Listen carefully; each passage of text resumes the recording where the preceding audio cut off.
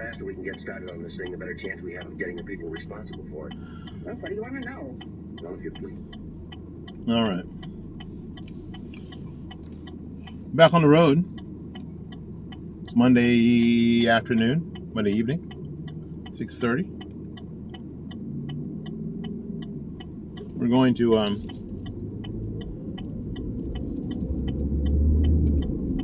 take a detour.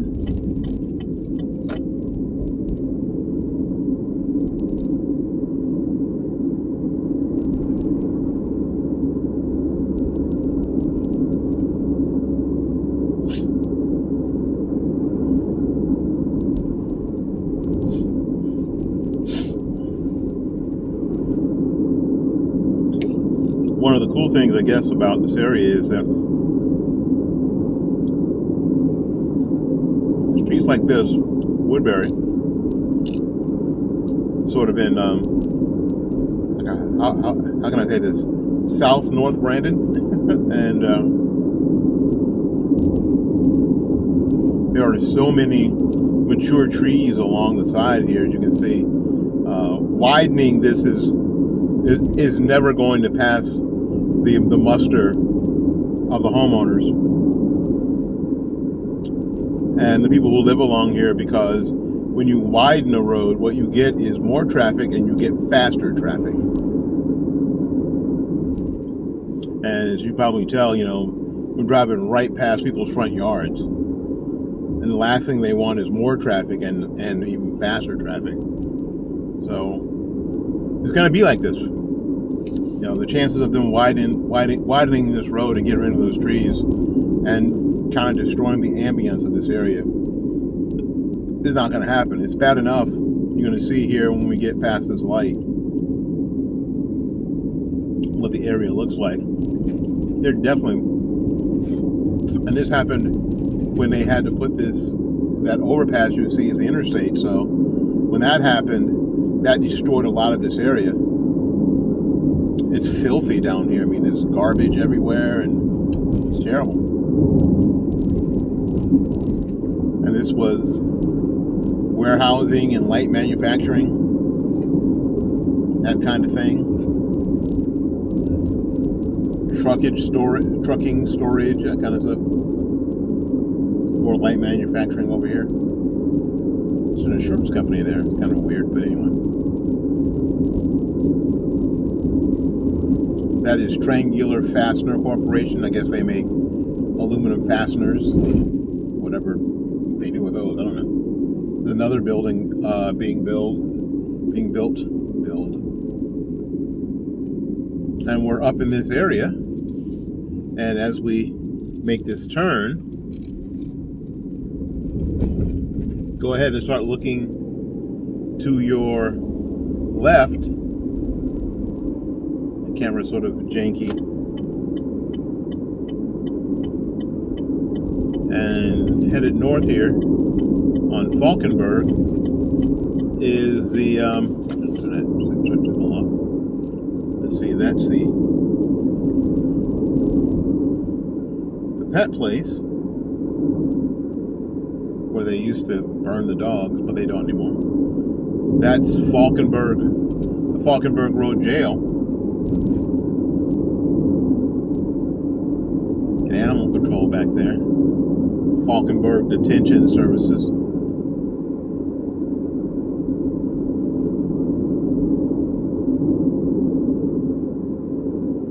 And there's a Hillsborough County Sheriff's Office. They have on the right-hand side, they've got training rooms and offices and the like. And just past the light on your left is the supervisor of elections office. And on your right-hand side, there's a corporate park back there. So it's kind of a mixed usage, kind of a weird thing. But used to be the tax office over there. And there's the Supervisor of Elections office on your right. On your left, you can't see it. And let's see here. Again, for those of you who are from here, this general area, probably remember it. There's an entrance to the tax collector's office on the left, and here on the right there's an entrance to the Brandon campus of Hillsborough Community College.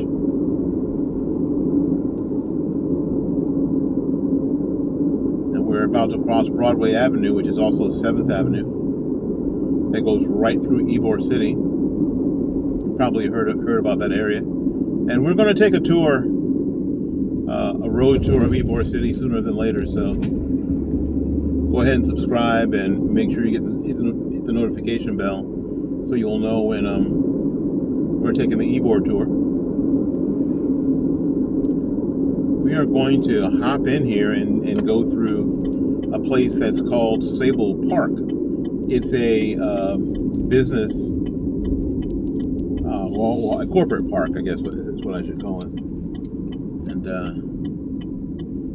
Herzing University is here, one of those pay-to-go universities.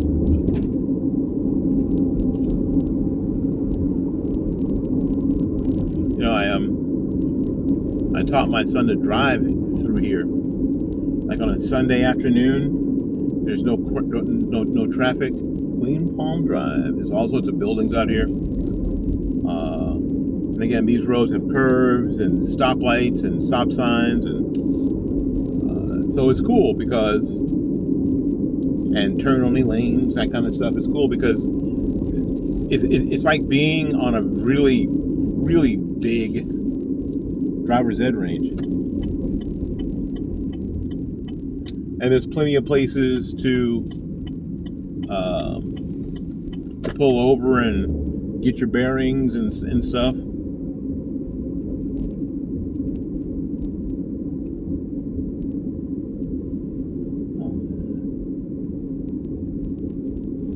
The indoor go-kart track in there. I think it used to be something else.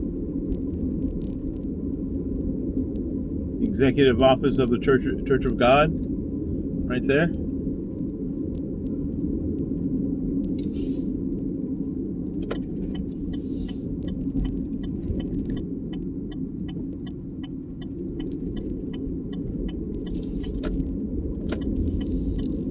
There we go.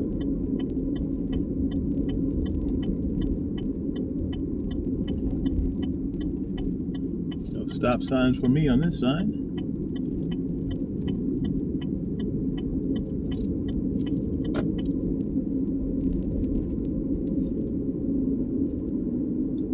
Bisk. Always wondered what that was. The company Bisk. B-I-S-K. Anybody know? Write down in the comments.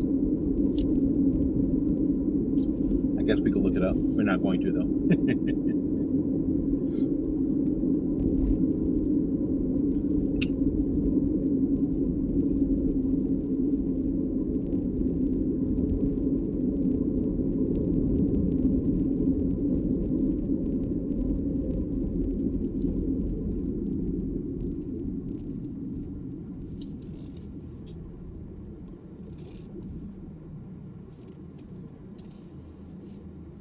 Yeah, this park is pretty big.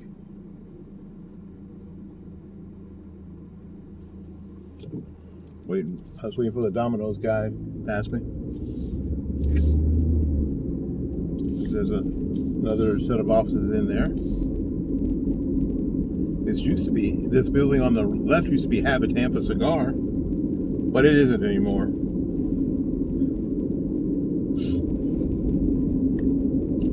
With the help of a U.S. rep from this very district, Congress pretty much stamped out the cigar industry in Tampa.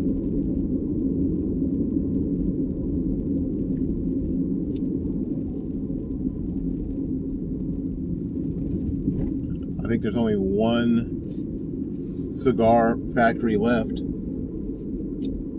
Now, I don't smoke, and I'm not going to smoke. I think smoking is gross, but I understand that, the history of the cigar industry is inexorably, attached to this area and its history.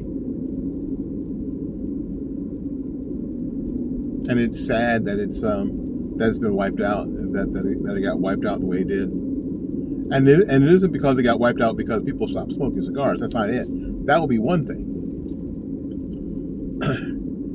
But having to do with legislation and Congress and all that kind of hibbly-hobbly, that's a very technical term. I'm going this way because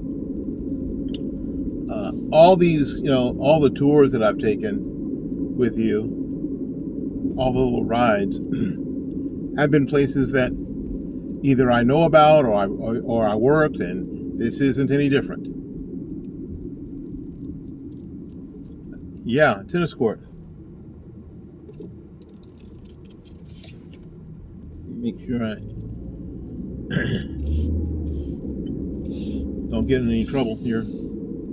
Sable Business Center 2. I think that's places you could go in, and if for some reason your business didn't have big copy machines or whatever, you could have access to that stuff. We're going to turn into this part of the complex here because, you guessed it, I used to work here.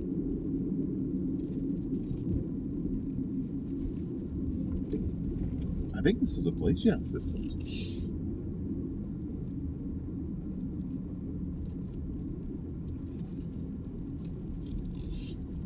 I worked here for a company called Jostens Learning Corporation.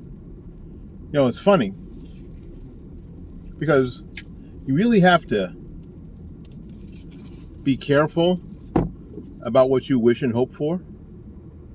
Because before, I'd come to this building before I started working here, and I've always wanted to work here. I always wanted to work in an office building like this because I'd worked in, my only real job had been working in schools, right?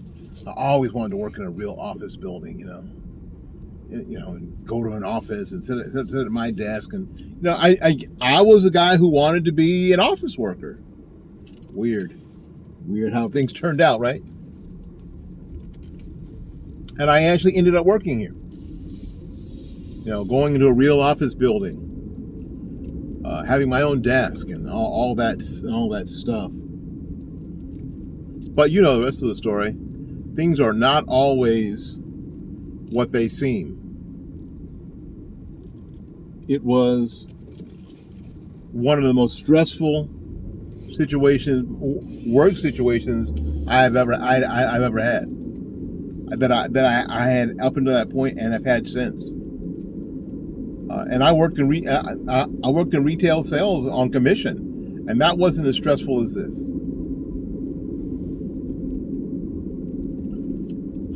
I was on the business end of office politics and company politics and things that were completely out of your control.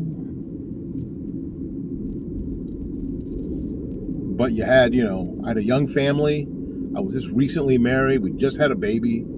As a matter of fact, some days I'd have to bring, because we didn't have money for daycare, I'd have to bring the baby with me to work.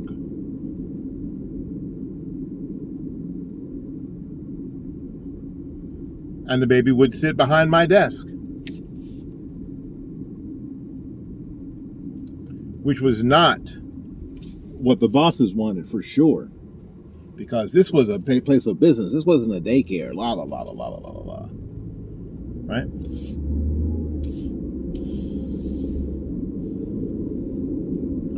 So it was. I ended up getting. I went, and not because of that, I don't think, but at one time I ended up getting put on what they called in Animal House super secret double probation. That means I was on probation because apparently somebody had complained, one of our clients had complained, but the manager wouldn't tell me who it was and what the complaint was. This is before I knew anything about HR, right? So I just did the best I could do. Worked terrified the whole time. Worked absolutely terrified the whole time until the probationary period was over, and nobody said anything. There was no paperwork to sign. There was no hey you doing good? Nothing. It was like 6 weeks, and the 6 weeks came to an end. Life went on. It was awful, just awful.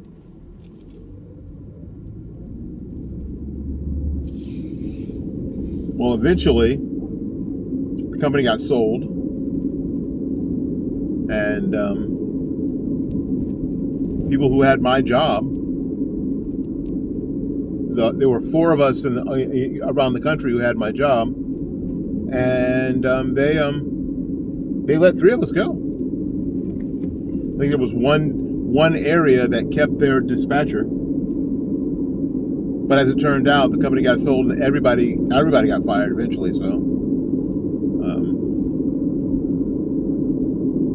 it's awful, absolutely awful.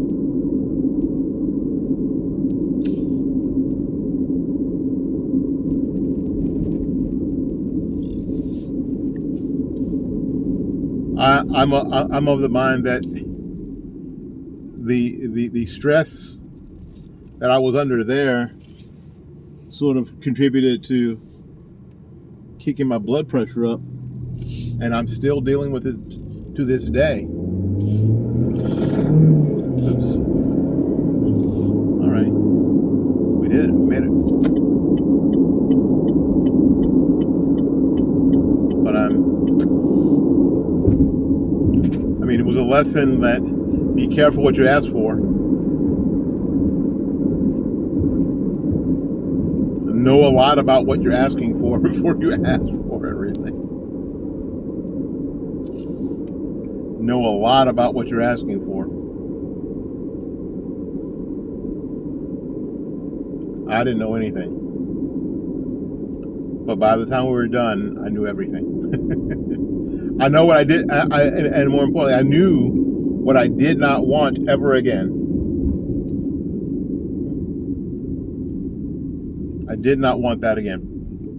And I haven't had it. I haven't worked in an office job since. When I left there,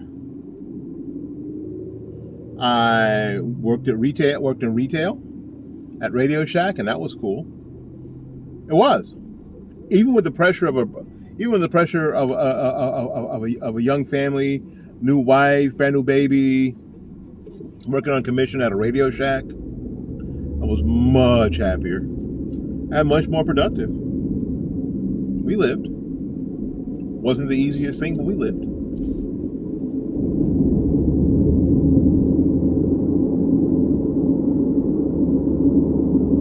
I ended up going back to the school district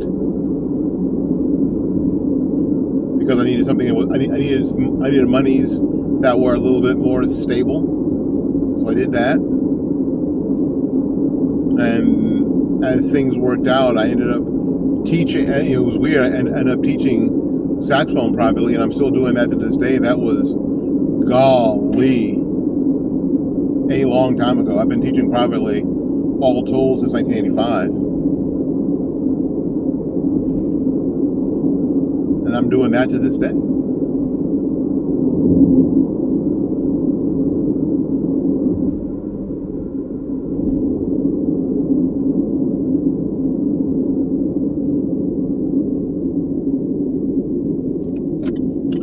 Let's go ahead and go another way. For those of you who've been on a couple of adventures with me, you guys probably recognize this. I normally turn right there. I'm not going to. I'm going to turn right a little further down the road.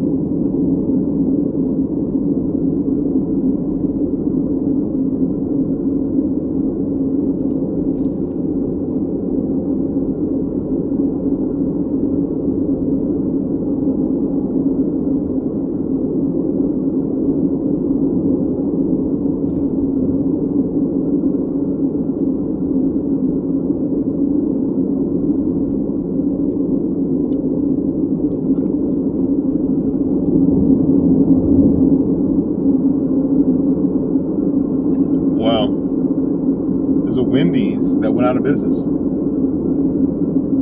How often do you see that? I mean, how often do you see fast food joints go out of business? There was a Wendy's there, and they are gone. I didn't realize that. Up on the left here is a McDonald's.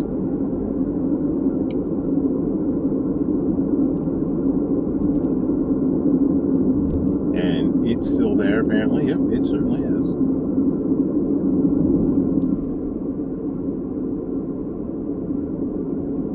We'll go. Yeah, I was gonna take you to another place, but we'll go there later. Go ahead and merge. Another union hall. It's a Teamsters union hall.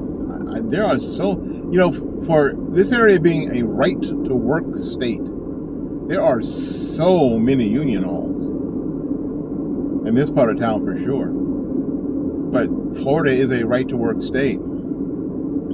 There are no union shops.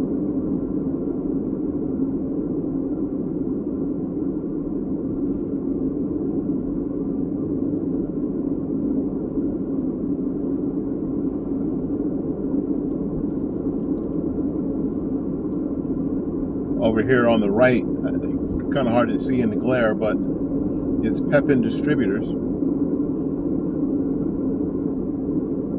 Pepin Distributors distributes mostly Anheuser-Busch products. And there's a banquet hall, for lack of better terms, meeting place where you could have, dinners and meetings and that kind of stuff there they have, which is fairly popular. I've been to a number of functions there. Let's see here. There we go. Come on, car.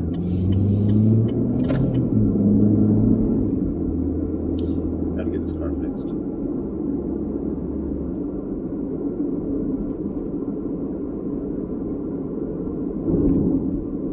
Used to be a now you've been in an area a long time when every time you refer to something you've seen as what used to be there. Used to be a golf course. Used to be a little par 3 golf course called Persimmons. It was inexpensive. It was great because it was inexpensive. It was just 9 holes, all par 3. Can't say it was the most well taken care of and manicured place, but it was somewhere to play. It was cool because most people could afford to play there.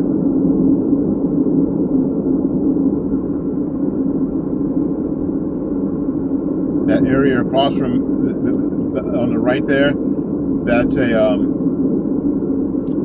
commercial business park now. It was. See, we're back to it was East Lake Square Mall, which was actually very cool when it opened. Opened around the same time as Tampa Bay Center. Tampa Bay Center is gone. It is now One Buccaneer Place, where the Bucks have their offices and facilities. Now things change. If you haven't been in this area for a while, things change. That is all there is to it.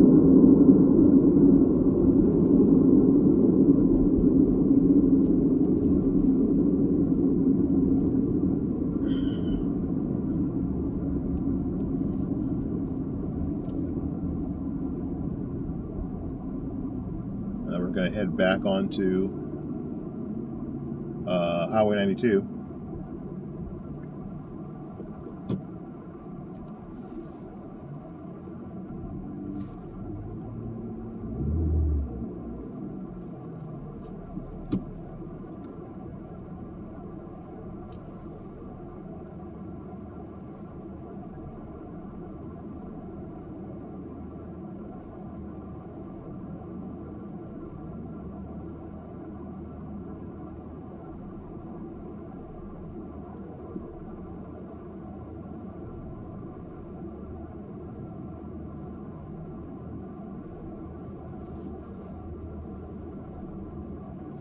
over on the right-hand side. You can't really see it. Used to be Kane's Furniture.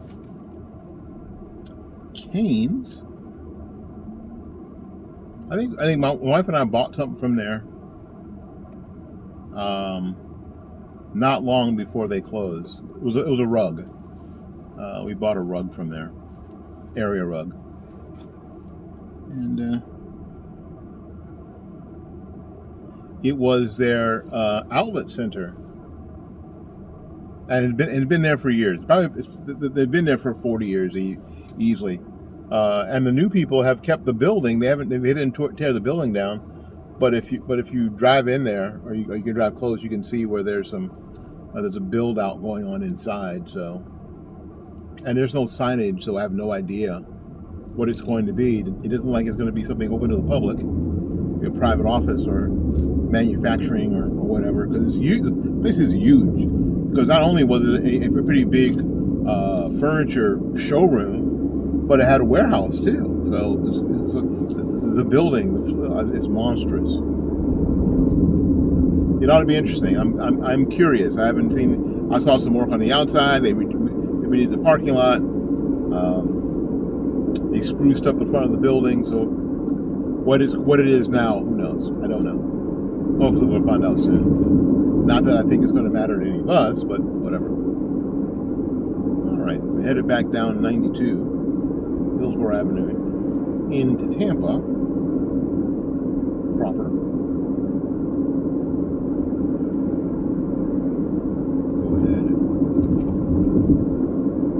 Car right there trying to come out of the Family Dollar.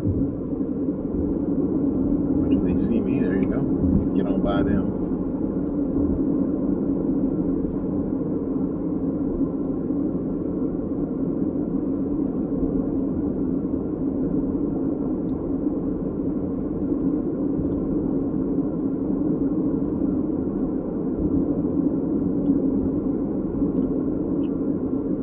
So all in all, been a pretty easy drive. We didn't get on the interstate, so we didn't have to deal with any interstate traffic. We got off Highway 60 pretty quickly, so we didn't have to deal with that end of the day traffic really. It's fine.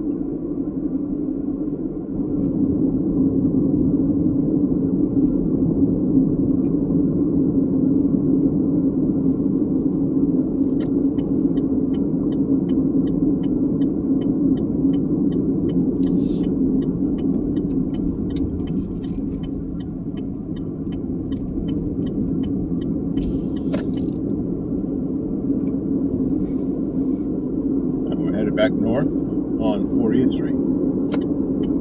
Go ahead and change the lane. Passing Big John's Alabama Barbecue. No trip to Tampa is complete. Well, stop to the world famous Big John's Alabama Barbecue. Yeah, the food's great. Atmosphere is great. I mean, it's just cool. You gotta come here. You gotta drive by here. You gotta go ahead and enjoy Big John's Alabama Barbecue. You just have to.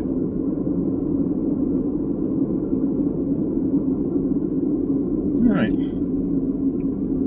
We're in a section of town called Del Rio. Temple Crest. But it was a Del Rio